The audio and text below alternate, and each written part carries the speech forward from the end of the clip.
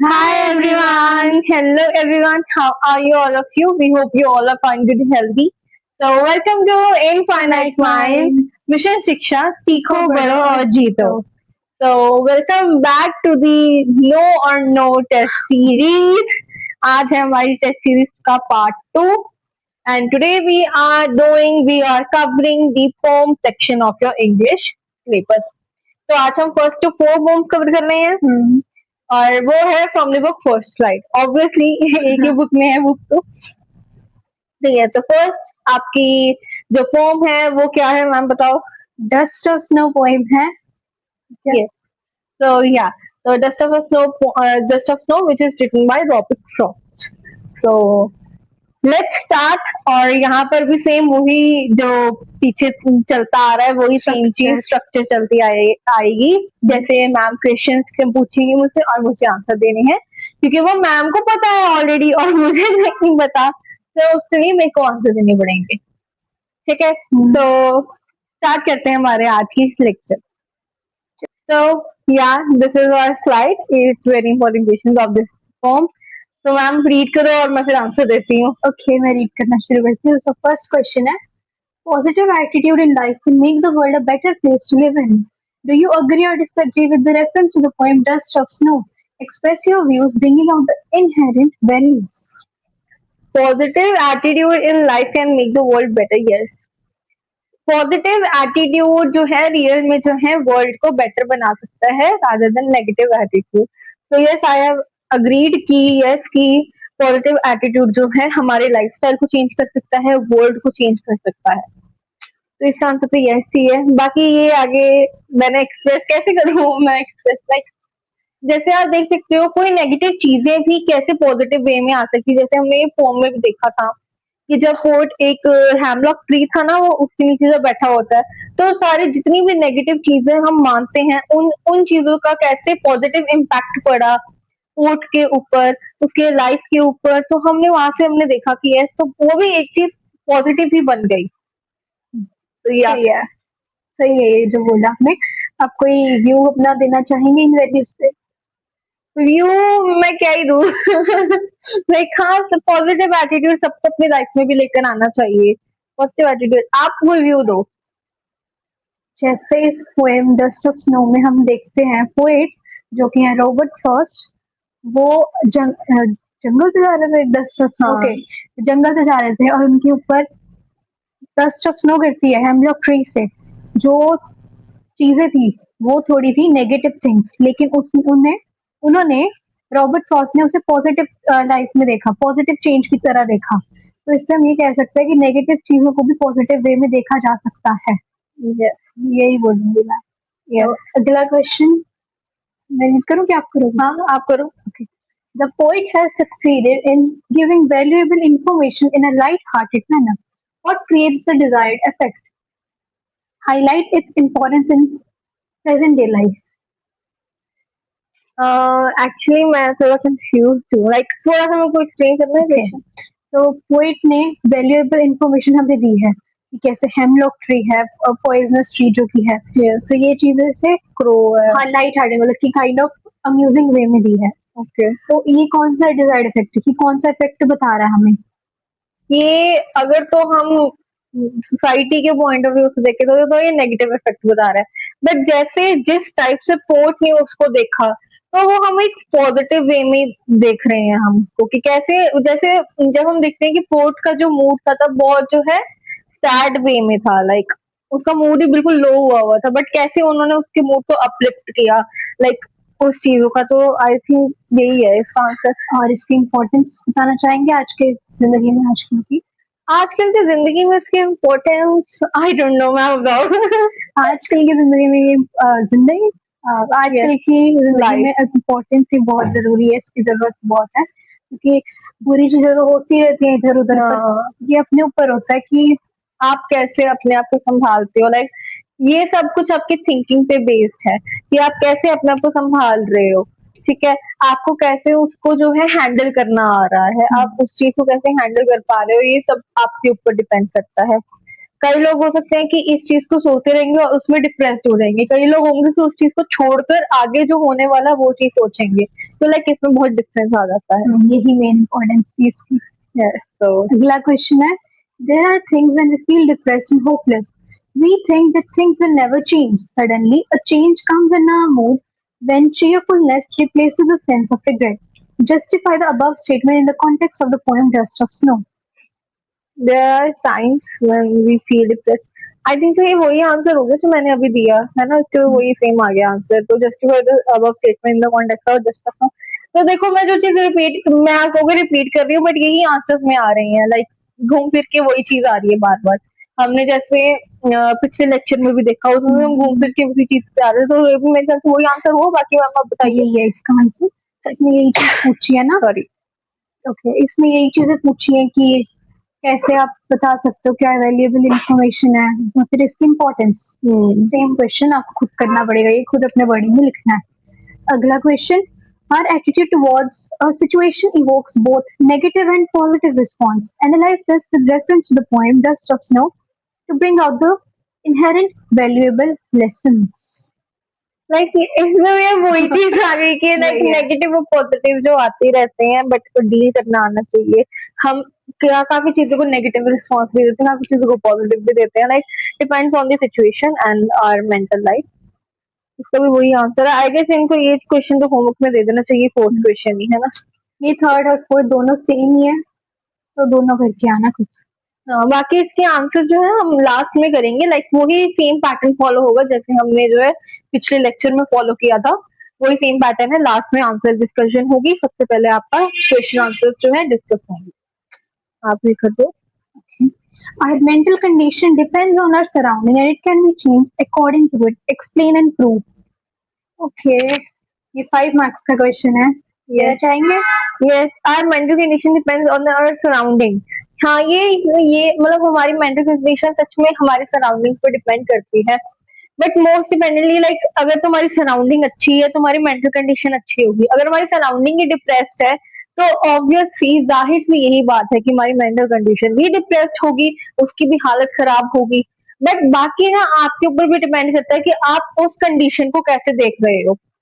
कि जैसे पोर्ट ने उस नेगेटिव कंडीशन को पॉजिटिव की कंडीशन में देखा, वैसे आप भी कैसे उस कंडीशन को देख रहे हो उस पर भी डिपेंड करता है. तो मेंटल हेल्थ प्लस आप जिस वे में देख रहे हो, उस चीज को विटनेस कर रहे हो, एनालाइज कर रहे हो, वो भी चीज बहुत इंपॉर्टेंट आ जाती है. लाइक उसमें यही चीज आएगी मैम. बाकी आप कुछ एड ऑन करो अगर मेरा गलत भी है आंसर तो. ये सही था, बिल्कुल सही था. बस आपने थोड़ा ना उसके हिसाब से देना है, पोएम के हिसाब से देना. थोड़े और कॉन्टेक्स्ट और एग्जांपल्स देने के साथ ये आंसर हमारा खत्म हो जाएगा. प्रूफ की जगह हम ये एग्जांपल देंगे और एक्सप्लेन हम मैम ने कर दिया. हाँ, एक्सप्लेन तो आप अपनी वर्डिंग में कर देना, बट जब प्रूफ या कुछ ऐसे एग्जांपल्स आती है, देन आप थोड़ा सा पोम की जो है उस वे में राइट के करके लिख देना अच्छी तरह से कि लाइक इस पोम में ऐसे हुआ. एग्जांपल दे देना, फ्यू एग्जांपल्स दे देना, बस दैट्स इट. तभी आपको ये आराम से आपको 5 मार्क्स मिल जाएंगे. इसमें ज्यादा कुछ इसमें लिखने की जरूरत नहीं होती है, क्योंकि अगर आप ज्यादा भी लिख देते हो तो भी जो एग्जामिनर होता है उसके सामने आपका जो है नेगेटिव इंप्रेशन के ऊपर पड़ जाता है, क्योंकि एग्जामिनर को भी जल्दी होती है कि फटाफट पेपर खत्म हो और मैं घर जाऊं. ठीक है, तो ज्यादा भी मत लिख देना, बट ये भी नहीं कि 2 लाइनों में खत्म कर दिया आंसर. नहीं. बाकी यार एट अब हम नेक्स्ट फॉर्म पे बढ़े थे. बिल्कुल. बाकी अगर आपको इसमें से कुछ देना है, कुछ होमवर्क वगैरह, तो आप बता दो. जो हमने बताया ये और ये दोनों क्वेश्चन खुद करके आने, आंसर सिमिलर है इसके जो मैम ने बोले थे. तो इसके साथ हम अगली पोएम पे आते हैं, which is fire and ice. It is very easy poem I guess, है ना. वो भी इसके जैसी सिमिलर सी है, तो हम वो भी कवर कर लेते हैं. चलिए. So welcome to this slide where we are doing fire and ice. So yes, so आज हम इसके important क्वेश्चन कर रहे हैं. फर्स्ट क्वेश्चन है, what do fire and ice stand for in the poem? Explain the central idea conveyed by the poet through these symbols. So what is the central idea? और fire and ice किसके लिए stand करता है? Fire stands for envy and kind of hatred. Hatred नहीं, hatred तो ice के लिए stand करेगा. हेट्रेड नहीं, लाइक जेलसी टाइप हो गया वो. Envy, jealousy. And ice stands for ice भी जेलसी और थोड़ा जो है वो रिच्ड टाइप कुछ आता है कि आइस भी जो है एक तरह से हेट्रेड ही है, बट लाइक दूसरे इमोशनल वे में आ जाता है ये काइंड ऑफ कोल्ड वे में, और ये थोड़ी हॉट हॉट वे ये मत लिखिए ना, ये हॉट है ये कोल्ड कर रहा है ये चीज नहीं आएगी। बट सेंट्रल आइडिया क्या है इसमें आप ये बताना चाहेंगे? ये तो इजी है ये। सेंट्रल आइडिया की ही बताइए। सेंट्रल आइडिया ये है कि पोर्ट कह रहा है कि हमारे ह्यूमन के जो इमोशंस हैं ये एक जरिया बन सकते हैं। अगर हमने इनका कंट्रोल नहीं किया, हमने इन पे जो है काबू नहीं पाया, तो ये एक टाइम पर ऐसा भी आ सकता है कि इनसे हमारी दुनिया खत्म हो। तब भी पोर्ट पहले कहता है, मैं पहले उनकी साइड हूँ जो मानते हैं कि हमारी दुनिया फायर से खत्म होगी, मतलब जो है एग्रेशन से खत्म हो गई। फिर काफी लोग कहते हैं कि अगर एक बार दुनिया नहीं खत्म हुई तो दूसरा जो पॉइंट ऑफ व्यू बनता है वो होता है आइस। आइस से मतलब कि एग्रेशन, एग्रेशन से भी दुनिया खत्म हो सकती है। तो ये दोनों चीजें आती, और एग्रेशन तो फिर बोल गई जेलसी, जेलसी तो जेलसी भी एक आ जाता है कि जेलसी से भी खत्म हो सकती है। तो सेंट्रल पार्ट इसका यही आ जाता है यहाँ पे, ठीक है। मैंने दोनों चीज एक्सप्लेन कर दी। अब सेकंड क्वेश्चन में बढ़ते हैं। According to the poet, which of the two, fire or ice, would be more destructive force for the world? Justify your answer with reference to the poem. ये तो मैंने आंसर ऊपर बता ही दिया। मेरे ख्याल से पोइट ने ये कहा था कि दोनों बराबर होंगी, एक साइड से फायर खत्म करेगी, एक साइड से आइस आएगी। बट पोर्ट का अगर हम फर्स्ट पर्सपेक्टिव देखें तो वो कह रहा था कि फायर से खत्म हो सकती है। ओके, बट अगर एक बारी में नहीं खत्म होती है then it would be ice. But first उसका था कि फायर से ही ये दुनिया खत्म होगी। ठीक है, अब ये भी हो गया। ये दोनों क्वेश्चन, ये क्वेश्चन ना 5 मार्क्स में भी आ सकता है, 3 मार्क्स में भी आ सकता है। 2 मार्क्स क्वेश्चन ये बनता नहीं, 3 या 5 दोनों में से कोई भी आ सकता है, क्योंकि इन्होंने पहले तो इसके बारे में पूछे हुए हैं, फिर इसके सेंट्रल पार्ट भी पूछ लिया। तो लाइक अगर तो हम माने तो एक एक एक कर देंगे, या एक एक 3 कर देंगे, ऐसा कुछ कर सकते। अकॉर्डिंग टू द, ये तो हो गया ना। हाउ डज रॉबर्ट फ्रॉस्ट, अच्छा ये भी रॉबर्ट फ्रॉस्ट ने लिखी हुई है, बताना भूल गई थी मैं। How does Robert Frost present the contrasting idea of fire and ice as agent of destruction? What is the underlying message? Message क्या है इसका? contrasting ideas of allegations of destruction. Contrast ही कर रहे हैं ना आइडिया, एक को एग्रेशन है, एक जेलसी है, तो लाइक फिर उसमें ये मेन तो क्वेश्चन यही आ जाता है कि अंडरलाइंग मैसेज क्या होगा इसका। रॉबर्ट फ्रॉस्ट रिप्रेजेंट करता है फायर को, ऐसे जो जेलस करते हैं पीपल उन लोगों को कि वो लोग आखिर में आके एक दूसरे से लड़के दुनिया खत्म कर देंगे। और सेम विद आइस, आइस लेकिन ये होगा कि वो एनवी क्या करेंगे, हेट्रेड, हेट्रेड वे में खत्म कर देंगे दुनिया को, इनकी आखिरी लड़ाई के साथ दुनिया पूरी खत्म हो जाएगी। हाँ, जैसे आप देख भी सकते हो यहाँ पे जो आइस बन रही है, यहाँ पे फायर बन रहा है, दोनों जो है कैसे हुआ हुआ है। So, what is the rhyme scheme of the poem? Identify and explain any two literacy device used by the poet in the fire and ice. अब ये बात बताओ, ये नाम मैंने अपने लेक्चर में करवाया था ना, मैं जितनी भी पोम करवाती हूँ उसमें मैं नहीं करवाती हूँ। गुरशत मैम आपको बहुत अच्छे से पोएटिक डिवाइसेस समझा देती हैं। तो ये वाला क्वेश्चन भी जो है मैं होमवर्क ही दूंगी, आपको नहीं दे रही हूँ, आप टेंशन मत लो। बट आपको वैसे लगता क्या है, क्या इसमें यूज क्या हो सकता था? राइम स्कीम तो मेरे को पोएम देख के पता चलेगी, पोएम के स्टैंजास देख के। बट नहीं, लिटरेसी डिवाइसेस लाइक आप कैसे क्या होगे कि कौन से? एक तो होगी मेटाफर, कि ओके वो किया इन्हें कंपैरिजन किया विदाउट यूजिंग लाइक और एज, मतलब डायरेक्ट कंपैरिजन नहीं है। यस। और एक होगी सिंबोलिज्म मेरे ख्याल से, क्योंकि इन्होंने आइस और फायर को सिंबल की तरह यूज किया है। ओके, और एक हिंट मैं दे रही हूँ, ओ से स्टार्ट होती है एक, ऑक्सीमोरन। यस, वो भी यूज हुई है। ओके, इसमें वो भी यूज हुई है। यस, तो ये यूज हुई है। हमने चलो आपको ये बता दिया, बट ऊपर वाला जो है राइम स्कीम वो आप खुद करोगे। ये तो इजी है यार, राइम स्कीम में लिखनी होती है, वो क्या ही करना होता है, ए बी बस वो चीज करनी है। तो अब क्या करते हैं, हम नेक्स्ट फॉर्म पे बढ़ते हैं। हमारी ये फॉर्म हो गई है खत्म। अब हम बढ़ते हैं हमारी नेक्स्ट फॉर्म पे, विच is tiger in the zoo. No, how did and wild animal? How did and wild animal. Yes, so here we go. So here we go. हमारी next poem है How did and wild animals from the book First Fly. So ma'am आप कुछ ऊपर से इसमें देना चाहेंगे point कि लाइक इस फॉर्म में थोड़ी सी हिंट दे दो इनको कि क्या क्या होता है इस फॉर्म में। बेसिकली इसमें डिस्क्राइब करे गए हैं, इसमें डिस्क्राइब करे गए हैं उनके फीचर्स ताकि आप पहचान सको इन वाइल्ड एनिमल्स को, इसीलिए नाम है how to tell wild animals. और ये रहा क्या नाम देंगे आप इसको? इसका नाम देंगे हम छोटू हाथू। इसका नाम क्या देंगे? सिम्बा। सिम्बा। ये सिम्बा है, ये सिम्बा है वाला। और इसको मैं दूंगी ट्रॉफी।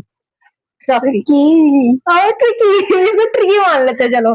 ये हो गया हमारा ट्रिकी और ये हो गया हमारा सिम्बू। सिम्बा। सिम्बा। तो शुरू करें अपनी पोइम? यस यस, चलिए। पहले ध्यान से देख लेना, काफी इम्पोर्टेंट है ये। ओके, चलिए शुरू स्टार्ट। कर रहे हैं। So let's start our poem. चलिए मैम। ओके, मैं रीड कर रही हूँ first question. Does time really rhyme with line? Can you say it in such a way that it does? Yes, कैसे? डाइन और लाइन कैसे? सेम राइम ही कर रहे हैं। Nine. स्पीक इट। Dine, line. ओके, सही है, डायन लाइन। तो ये जानना चाहेंगे कि डायन ऐसे क्यों लिखा गया जबकि पूरा वर्ड डाइंग है, DYING। राइम करने के लिए। सही है। तो यही क्वेश्चन आपने पूछेंगे कि अगर पूछेंगे कि ऐसा राइम क्यों किया है, ऐसा क्यों लिखे पोएट ने, तो ये लिखना है कि ये लाइन से राइम करने के लिए इसे फोर्सफुली ऐसा लिखा गया है। ओके, तो यही था। ये तो छोटा सा 2 मार्क्स का क्वेश्चन था। एक मैं क्वेश्चन ये वाला रीड कर लूं। करे करे। How does the poet suggest that you identify the lion and the tiger? When can you do so according to him? चलो आंसर दो।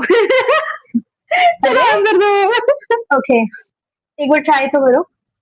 अरे हाउ लोग लाइक दोनों के बिहेवियर से, उस टाइप से वो ओके, आइडेंटिफाई कर पाया, या लाइक कि उसके उससे कि जैसे शेर जंगल का राजा होता है, लाइक उस टाइप से कुछ। Kind of. तो हमें पोएम में ऐसा कहा है कि अगर आप east side, I think east side जंगल में जाओगे और वहां पे आपको बड़ा सा वो दिखेगा, शेप ऐसे, ऐसा लाइन सा दिखेगा। आपको लाइन कैसे पहचानना है? तो उसकी एक बॉडी होगी टैबी कलर, टॉनी बीस्ट है वो। Tawny means kind of coloury and big beast. और आप के सामने आए और वो धड़ाए, रोर करे कि आपकी पूरी सोल कहाँ पे जाए, कहा कि पूरी हो जाए, तब आपको पता चलेगा कि वो लायन है। और टाइगर का ये है कि उसके जो बॉडी है, उसके वो स्ट्राइप्स बने हुए हैं ना उसके, तो येलो कलर के स्ट्राइप्स बने हुए हैं। और व्हाइट कलर के नहीं है, आई थिंक येलो थे, व्हाइट थे वो, व्हाइट होंगे, व्हाइट स्ट्राइप्स बने हुए हैं। और वो आपके सामने आके आपके ऊपर से लेफ्ट कर जाए, मतलब कि यहाँ पे बना हुआ है, तो आपको पता चल जाएगा कि वो टाइगर है। और बट एक सेकेंड, हमें इनको पहचानना ही क्यों है कि लायन है टाइगर है? हम इनके पास जाएंगे क्यों? कॉमन सेंस नहीं है कि भाई वो हमें खा जाएंगे, तो हमें जानना ही क्यों है? पोइट के हिसाब से। ओके, क्वेश्चन जैसे कह रहे हैं, how does the poet suggest that you identify? मैंने बता दिया कैसे आइडेंटिफाई करना है। Lion, east jungle, tawny large beast, roars and tiger, also tawny beast और वो white stripe on its body. कब कर सकते हैं और अकॉर्डिंग टू हिम मैंने बता दिया। फिर से अगला क्वेश्चन आप रीड करें। नहीं करो। Do you think the words left and left in the third stanza are spelled correctly? Why does the poet spell them like this? Left and left, I don't think so. सही है। Okay. और कुछ समझ में मेरे को नहीं समझ, वो पता नहीं, मेरे को इसका आंसर नहीं पता। okay. Left means kind of like jump करना उसके ऊपर, और left भी सेम चीज है। लेकिन जब ये रिपीट किया गया था तो पोएट ने इसे शॉर्ट बनाने के लिए लेफ्ट यूज किया गया था। ये स्पेलिंग वैसे सही नहीं है, लेकिन ऐसे भी इसे यूज किया जा सकता है। ओके, वैसे इसके लिए स्पेलिंग ही है left. Left. Okay, why does the poet spell them like this?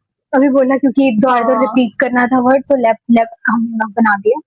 अगला question, do you think what a bear hug is? Bear hug is a friendly and strong hug such as bears are thought to give as they attack you. Again, hyenas are thought to laugh and crocodiles to weep crocodile tears as they swallow their victims.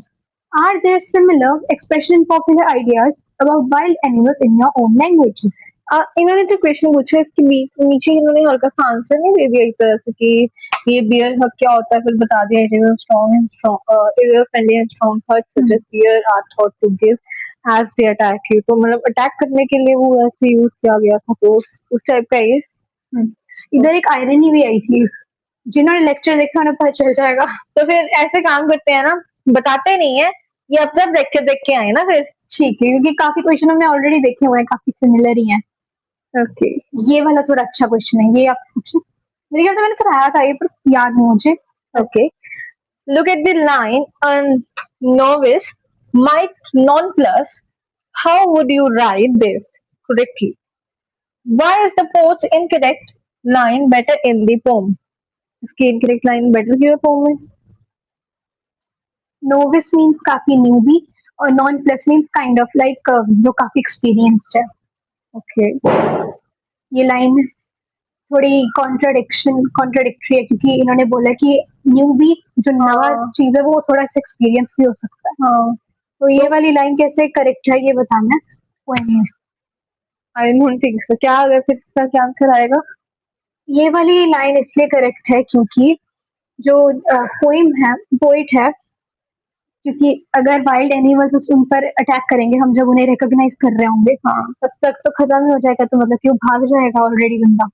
तो इसीलिए ये वाली correct है, जबकि incorrect है, मतलब कि इसका मतलब कुछ बन नहीं रहा है हाँ, लाइन का, बट ये करेक्ट है अकॉर्डिंग टू द पोएम। हाँ, बट रियल लाइफ में ये इनकरेक्ट है। हाँ, okay, according to the poem ये सही है, बट हम अगर सही में देखें तो ये नहीं सही। थोड़ा सा अजीब है, बट मेरे को समझ आ गया कि पोम के अगर हम पर्सपेक्टिव से देखें then it is right, but अगर हम रियल लाइफ में देखें तो इट इज रॉन्ग। यस। और ये वाले जो क्वेश्चन है ना, ये खुद करके आना, ये होमवर्क है फोर्थ वाला। हाँ, और ये अब अगले स्लाइड आई मीन अगले पोएम पे है। यस यस, वो भी मैम ने करवाई हुई है, which is tiger in this zoo. So here we go. So finally next poem अपनी आ गई है, and it's the final form I guess of this lecture. छोटा सा लेक्चर था, है ना? चलिए बढ़ते हैं हमारे नेक्स्ट पोम पे और फर्स्ट क्वेश्चन पे। Animals big and small is being used by humans for their selfish ends. What is your opinion regarding the exploitation of animals? Mention some examples that you can see a possible solution to this problem. अब अगर इसका answer मैं देना चाहूँ तो yes, हम humans जो है अपने सेल्फिशनेस के लिए ही एनिमल्स का यूज करते हैं, लाइक ट्रेड करने के लिए, उनके पैसे बहुत मिलते हैं, लाइक स्पेशली आप देखो तो हाथी के टीथ और इसके स्किन जो होती है टाइगर की, ये बहुत ज्यादा ट्रेड की जाती है अकॉर्डिंग टू मी, और स्नेक्स का भी काफी यूज होता है, लाइक लेदर बनती है उनकी उस टाइप में। तो ये वो सेल्फिशनेस के लिए यूज करते हैं, बट मैंने ओपिनियन तो दे ही दी कि हाँ ये एक्सप्लॉयटेशन ही हो रही है एनिमल्स की, है ना? हमें ऐसे नहीं करना चाहिए, it is not good for animals and for us. तो mention some examples that you can see a possible solution to this problem. तो इसका सॉल्यूशन आप दो कि लाइक क्या होता है। कुछ लॉज इम्प्लीमेंट किए जा सकते हैं ताकि हाँ, एक्सप्लॉयटेशन कम हो, और हाँ, और क्या? सिक्योरिटी इनके लिए इंक्रीज की जा हाँ, सकती है, कुछ ऐसे प्रिजर्व्ड एरियाज इनको दिए जा सकते हैं, जैसे इंडिया में है ना काफी, आप देख सकते हो आप जिम कॉर्बेट है एक, वहां पे चाहे जंगल सफारीज होती हैं, बट वहां पे जो है प्रोटेक्शन भी दी गई है। नैनीताल में, उत्तराखंड नैनीताल जिम कॉर्बेट है एक, काफी लोग गए भी होंगे आई गेस। तो वहां पर जो है काफी जो है प्रोटेक्शन दी गई है वहां पे एनिमल्स को, सफारीज भी होती हैं बट वहां पे प्रोटेक्शन भी दी गई है। तो लाइक जो इतने ये भी जो सफारीज वाले भी जो एरिया है वहां पर भी प्रोटेक्शन प्रोवाइडेड है उनको, तो ऐसे भी एरिया बना देने चाहिए, और बन रहे हैं काफी वैसे तो। हाँ, some animals are becoming extinct. The tiger is one such animal. What do you think could be the reason?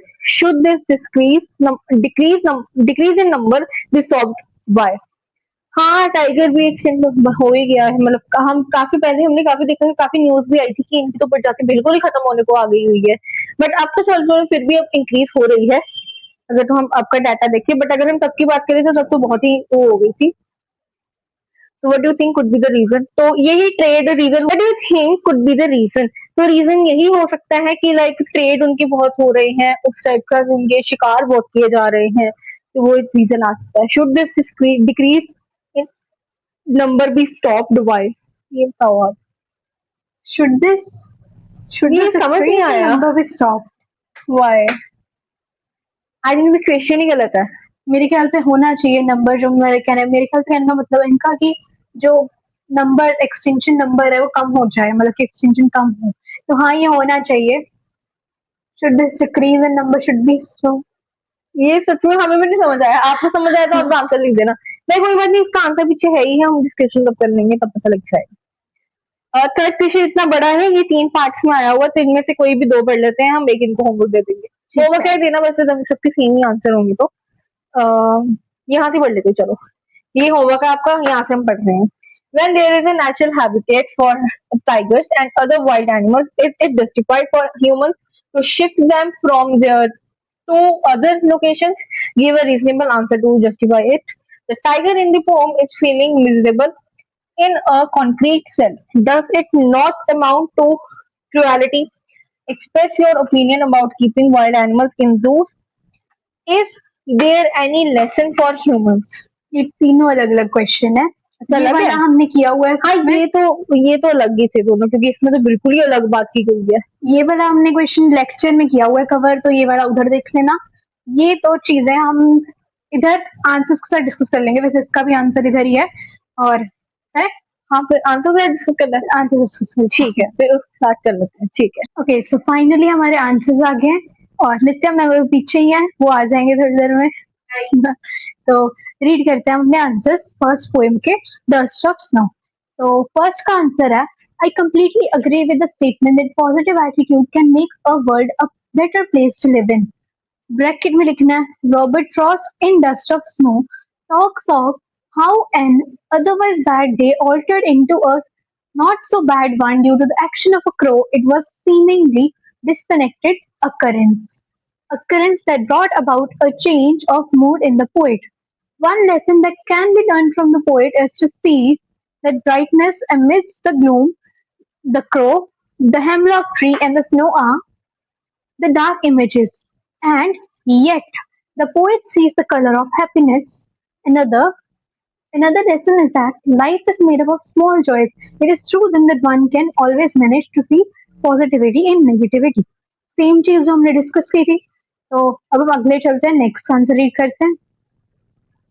Next है, truly, Frost has used simple language of try to drive home a very significant message that little things sometimes have a big impact. An easy, uncomplicated language coupled with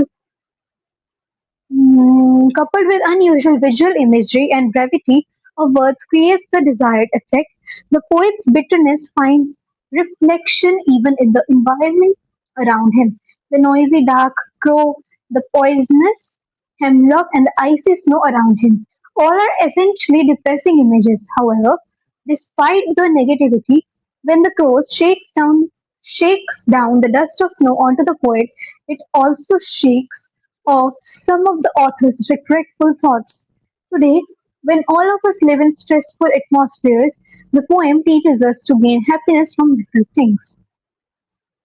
इसके साथ हमारे ये वाला 2 questions खत्म होते हैं। अब हम नेक्स्ट क्वेश्चंस पे आते हैं। ओके, अपने नेक्स्ट 2 क्वेश्चंस आ गए, फिर से सेम पैटर्न रीड करेंगे। ओके, थर्ड है, change is a law of nature. Man's mood and spirits change like the change of the weather. In the poem, the poet is in a depressed and hopeless mood. He feels that whole thing, whole thing, whole of the day has been wasted. But fortunately, this is not so. The falling of the fine dust of snow on him brings a sudden change in his mood. He realizes that all is not lost. There is still hope for redemption. No doubt, a large part of the day has already been lost. It has been rather a bad day so far, but no more now. Now, a part of the day has been redeemed. The change of landscape has changed his mood. Cheerful, cheerfulness had replaced the feeling of regret. These spirits are no more depressed. The sudden change outside also cheers his heart and mood. तो change एक nature है अपना human का। तो जैसे इन्होंने कहा है कि जैसे इंसान के मूड चेंज होते हैं वैसे ही वेदर चेंज होता है, मतलब कि काफी सिमिलर अकरेंस है। ओके, नेक्स्ट रीड करते हैं। Whatever situation life throws at us, it evokes both positive and negative response. The poet in the poem of in the poem Dust of Snow was in sorrowful mood, मतलब कि काफी दुखी mood में था वो. However, when a crow shook down the dust of snow on him, his bitter mood changed into a more optimistic. Optimistic means happiness kind of जो positive change को देखता है. Optimistic. Now, one. Now, being in the sorrowful or bad mood already, the poet could have got angry at the crows also. However, the dust of snow becomes a positive medium of change for him.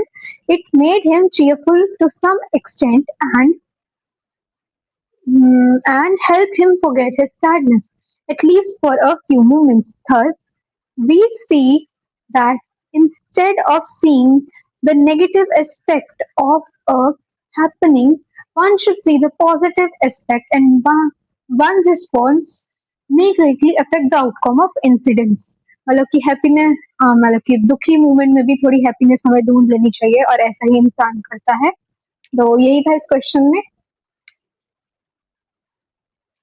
Okay, last question आ गया हमारा इस poem का. फिर read करते हैं. It is true that our mental condition depends on our surroundings. For example, if we go to the greener places or nearby waterfalls, we get immense pleasure. This poem also describes it. The poet is sitting under a hemlock tree in a dejected mood. Dejected means sad mood. बहुत दुखी है वो, उसका अपने पूरा दिन अच्छा नहीं गया अब तक. But when a crow shakes the tree and dust of snow falls on the poet, it changes the poet's mood. It was a pleasant incident. यही है इसमें. कैसे एग्जाम्पल दे, अगर हम कोई ग्रीन या वाटरफॉल जगह पे जाते हैं तो हमारा मूड एकदम अच्छा आता है, बल्कि हमें अच्छा लगता है. तो यही था इसमें. और अब हम मतलब कि मैम कराएंगे अब अपनी next poem fire and ice. ठीक है. Okay, so my lovely students, welcome back. So अब हम कर रहे हैं फायर एंड आइस. तो इसके आंसर्स हम रीड कर लेते हैं. फटाफट से रीड करेंगे, थोड़ी बहुत एक्सप्लेनेशन प्लस कीवर्ड्स देखेंगे. ठीक है. Fire stands for desire, greed, and passion. It represents the burning, consuming nature of human wants, like lust or greed. Lust or greed, I guess सबको आपको पता ही होगा. That spread rapidly and destroy people from within. I stand for hatred, coldness, and indifference. Coldness, ma'am ने सही बोला था. Coldness. It represents the freezing, unfeeling, and wretched nature of human malice, where individuals become insensitive to the feeling of others. The central idea, yes, though through these symbols, Frost conveyed that uncontrolled human emotions are capable of destroying the world. While uh, people often debate whether the world will end in a fiery apocalypse or a freezing ice age, the quote warns that the true threat of humanity lies within our own minds. Whether we are consumed by our wild, unchecked desires, fire, or by our cold, bitter hatred, ice, we hold the power of bring about our own destruction. तो वही same चीज जो हमने आपको बताई, इसी में भी वही सेम चीज लिखी हुई है. तो ज्यादा एक्सप्लेन करने की जरूरत है नहीं. आपको मैं बता देती हूँ इसमें है क्या क्या. आपका सबसे इम्पोर्टेंट है इसमें फायर एंड आइस का डिजायर, ग्रीड एंड पैशन. ठीक है. फिर वो ये डिस्क्राइब करता है कि it represent the burning consuming nature of human wants. ठीक है. फिर उसके बाद आइस पे आ जाओ, उसमें हेट्रेड, कोल्डनेस एंड इंडिफरेंस है, ये रिप्रेजेंट करता है रिच नेचर ऑफ ह्यूमन. ठीक है. फिर उसके बाद सेंट्रल आइडिया, ये तो सबसे इंपॉर्टेंट है, ये तो आपको करना ही करना है. ठीक है. अब नेक्स्ट पे बढ़ते हैं. Let's move. In Robert Frost's poem Fire and Ice, the poet concludes that both fire and ice are equally destructive forces, capable of ending the world. While he initially sides with fire. मैंने क्या बोला था? He initially sides with fire. He ultimately acknowledged that ice is just a powerful contender for total destruction. Justification of the poem. The poet uses these two elements as metaphors of human emotions to justify the destructive potential. Fire, desire, ice, hatred. Fire पे कर लेते हैं पहले. The poet says, from what I have tasted of desire, I hold with those who favor fire. अब ये जो चीज है desire, fire, इसका क्या आ रहा है हम ये भी देख लेते हैं. He connects fire to the burning intensity of human desire, greed, and passion. These emotions are depicted as an immediate, consuming force that can quickly engulf and destroy humanity. अब इन्होंने जो यहाँ पे स्टैंजा का एक लाइन लिखी हुई है, आप नहीं भी लिखोगे तो भी चलेगा क्योंकि आपको वो चीजें नहीं लर्न कर लेनी है, बस उसके बारे में समझ लेना, ठीक है. तो ये क्वेश्चन कहीं से भी उठ के आ सकता है. Ice hatred. The poet then reconsiders, saying, "But if it had to perish twice, perish means end, I know enough of hate, of twice hate, to say that for destruction ice is also great, and would suffice." He equates ice with hatred, indifference and coldness. अब बार बार आप लोग देख सकते हो answers में आ रहा है indifference, coldness, indifference, coldness. तो ये आइस में लिखना है आपने. While fire is violent and sudden, ice represents a slow, rich and silent destruction that is just as effective at bringing about an conflict. ठीक है. अब ये डन हुआ. नेक्स्ट पे बढ़ते हैं. Frost presents fire and ice as symbol of extreme human emotion. Fire represents consuming desire and greed, while ice symbolizes cold hatred and indifference. फिर indifference आ गया. The underlying message is that unchecked human emotions are inherently destructive, possessing the power or to cause both personal and global ruin. Fourth का answer देख लेते हैं. The fourth perspective in Robert Frost's poem equates ice to the silent but equally devastating power of human hatred. Unlike passionate desire, this icy emotion represents calculated indifference, prejudice, and apathy. Frost exerts this cold emotional detachment is just as capable of systematically freezing and destroying humanity as consuming range. अब मेरे को सबसे इसमें अच्छी बात ये लगती है जो इतने बड़े बड़े वर्ड्स आते हैं सही लगते हैं क्योंकि ये आंसर को थोड़ा छोटा कर देते हैं, मतलब रीड करने में थोड़ा छोटा कर देते हैं. बाकी आप इन ये भी इम्पोर्टेंट है. ये जो थर्ड क्वेश्चन है ये थोड़ा सा इम्पोर्टेंट में आ जाता है क्योंकि यहाँ पे फायर एंड आइस की फिर से बात की गई है. ठीक है, चलिए नेक्स्ट पे बढ़ते हैं. सो अब जो फिफ्थ क्वेश्चन है मैं भूल गई थी. फिफ्थ क्वेश्चन आपका होमवर्क है वो आप खुद से करके आओगे. आई गेस फिफ्थ क्वेश्चन वही था राइम स्कीम वाला, है ना. तो राइम स्कीम वाला क्वेश्चन था वो एबीसी वाला, वो आप खुद करके आओगे. ठीक है, चलिए नेक्स्ट स्लाइड में. So let's come to this answer of how to tell wild animal home. तो यहाँ पर गुरसेन मैम आपको आंसर नहीं करवा रहे हैं क्योंकि गुरसेन मैम पीछे बैठे हैं. मैं करवाती हूँ आपको, गुरसेन मैम आपको लास्ट में करवाती है. ठीक है. No, dine does not naturally rhyme with lion. Dine lion से जो है राइम नहीं करता, नेचुरली नहीं करता, बट अगर हम पोम के परस्पेक्टिव से देखें तो वो करता है. However, if we pronounce lion and as lying, it could them rhyme with dying. Okay. The poet explains that a large tawny animal roaming the eastern jungles and roaring is an Asian lion. On the other hand, a stripped yellow coated creature moving freely is a Bengal tiger. Lions usually roar loudly during an attack, whereas tigers strike silently. The words are deliberately spelled unusually. The correct form are left and leap. The poet changed the spelling to maintain the poem's rhythm and add humor, emphasizing the word leopard in each line. Okay. Leopard को उसको करने के लिए उसने left लिया. और मैंने जब आपसे पूछा आपने कहा था वो सही था, बट सही नहीं. सही स्पेलिंग ये है, LEAPT आता है. यस, चलो कोई बात नहीं. नेक्स्ट स्लाइड पे बढ़ते हैं.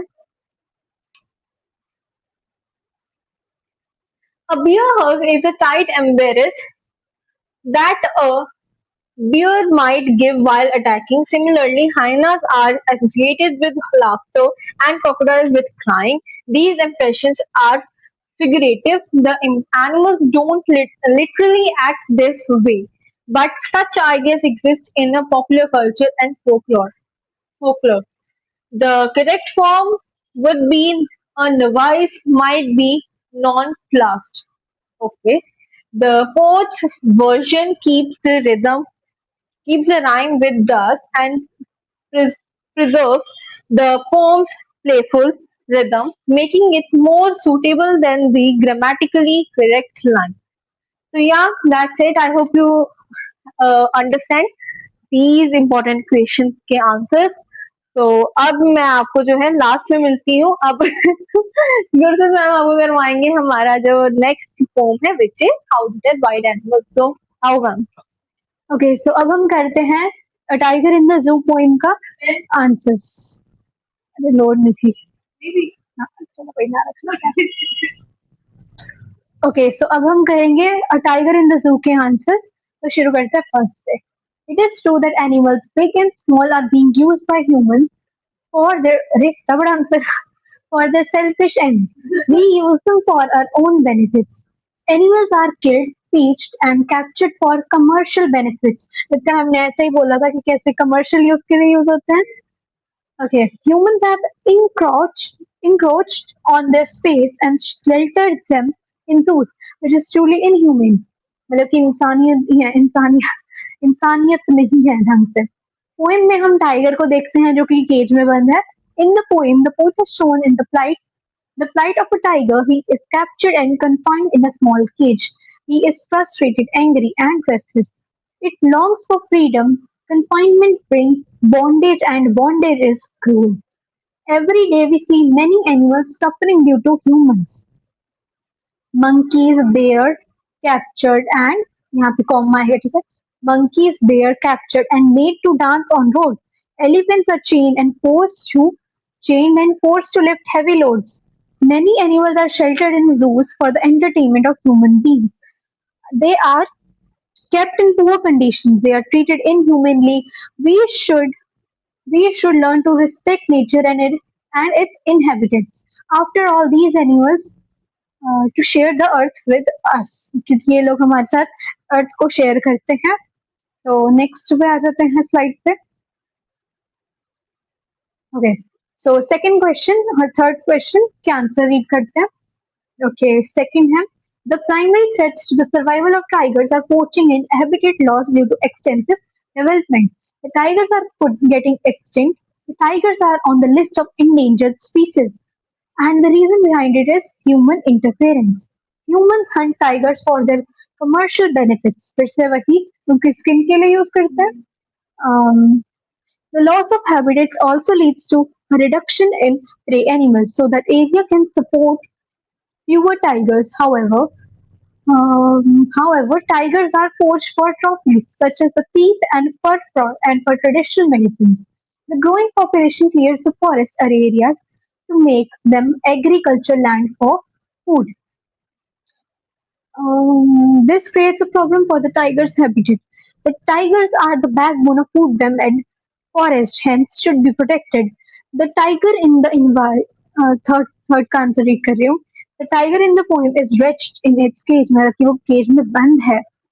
It longs for freedom. It may be well looked after, but the fact of the matter that unless one is free, one is not alive. Confinements bring bondage, and bondage is cruel. Same line आ गई। One may argue that at least this way they all will not be killed and become extinct. However, taking away one's freedom to keep one alive kill the desire to live anyhow. Even humans throughout the world oppose the chains of slavery and oppression. How are other living creatures any different? Humans have encroached on their space and sheltering them in zoos is truly inhumane.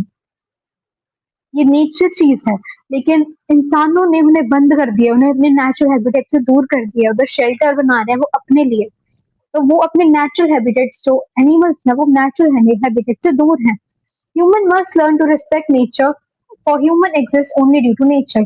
Human को respect करना चाहिए nature को, क्योंकि human nature के कारण ही आज जिंदा है। ओके, अब फोर्थ और फिफ्थ करेंगे हम।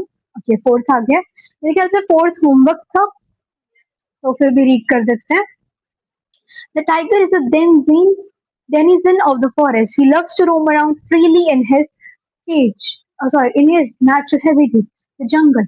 There, he is totally free with no restrictions on his movements and activities. He knows how to ambush his prey and he waits for his prey lurking. Lurking means छुप के पीछे से आना, silently in the shadow of the trees. Then he slides unseen and unnoticed through the long grass. He knows where he can find his favorite hunt. Plump deer उसका favourite hunt होता है जो वो खाता है. It is the water hole where they come for drinking water and becomes easy victim of the mighty tiger. The tiger knows no boundaries and limits. Sometimes he roams around the houses which are situated on the edge of the jungle. With his open wide teeth and powerful paws terrorizes the village. He rarely attacks them until he is provoked. मतलब कि जब तक उसे provoke उसे तंग नहीं करा जाएगा वो अटैक नहीं करता. However, it is pathetic picture of the same tiger when he is locked in a concrete cell in the zoo. यही सेम टाइगर जो नेचुरल हैबिटेट में इतने अच्छी तरीके से कर रहा है सरवाइव, उसे लेकिन काफी pathetic पिक्चर है जब हम उसे कंक्रीट सेल में देखते हैं. वो the mighty and the ferocious animal is put behind the bars. There he stalks in his quiet rage, the length of his cage. मतलब कि अपने जो केज है उधर ऐसे ऐसे आराम आराम से भी शांति से घूम रहा है, लेकिन उसे अभी भी गुस्से में है वो, क्योंकि उसे बाहर जंगल में रहना पसंद है और अभी वो बंद है कंक्रीट सेल में. He becomes just a piece of entertainment for visitors, but the proud tiger just ignores them. At night, from behind the bars, he keeps on staring at the brilliant stars in the vast sky. The vastness of the sky and the brilliance of stars only intensifies his loss of freedom. तो जो tiger है जब वो cage में बंद है तो वो सिर्फ एक विजिटर के लिए एंटरटेनमेंट का पीस बन जाता है, लेकिन वो जंगल में राजा टाइप है. लेकिन वहां से वो ब्रिलियंट स्टार्स जो आसमान में है, बड़े से आसमान में, उधर वो घूरता है, देखता है. ये vastness of sky and the brilliance of stars only intensifies his loss of freedom. उसकी जो आजादी का जो लॉस है वो बस बढ़ा देता है जब वो ऊपर बड़े से स्काई को देखता है, याद करता है कैसे वो जंगल में हंट करता था. तो इसके साथ हमारा फोर्थ वाला खत्म होता है. नेक्स्ट फिफ्थ पे आते हैं. Okay, fifth.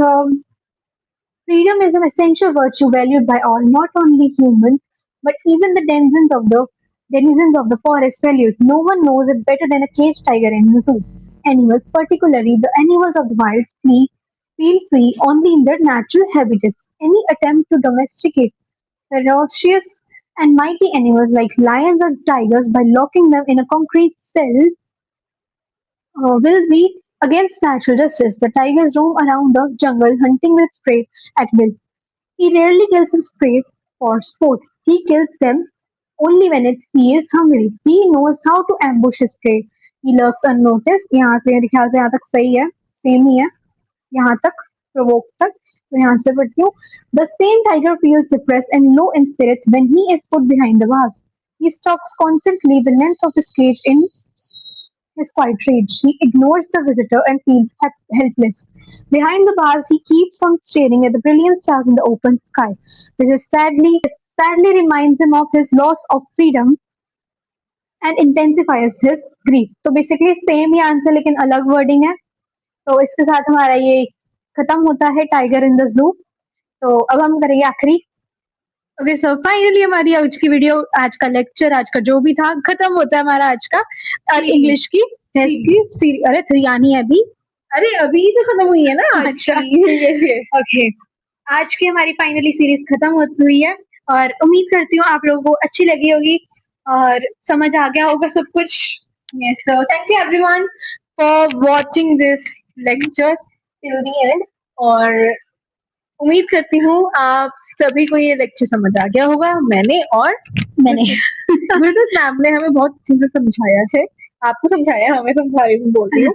तो होप करती हूँ आपको समझ आया होगा और मेरी और आपकी तरफ से और सिम्बा और ट्रिकी की तरफ से आप सभी के लिए bye bye everyone. We see you guys in the last lecture English के. डू यू नो और इज इट नो? उसका लास्ट लेक्चर आएगा हमारा ऑन सैटरडे। सो सैटरडे नहीं, सॉरी, वेडनेसडे को आ रहा है हमारा लेक्चर, और उसके बाद आएगा हमारा सैटरडे को मैथ्स का लेक्चर एंड मंडे को मैथ्स का लेक्चर। तो हम आपको तब तक मिलते हैं, हम दोनों इकट्ठे ही दिख रहे होंगे आपको हर लेक्चर में। तो उम्मीद करती हूँ आप सब अच्छे होंगे, हम भी अच्छे हैं। तो मिलते हैं नेक्स्ट लेक्चर में, तब तक के लिए bye. Bye, thanks for watching.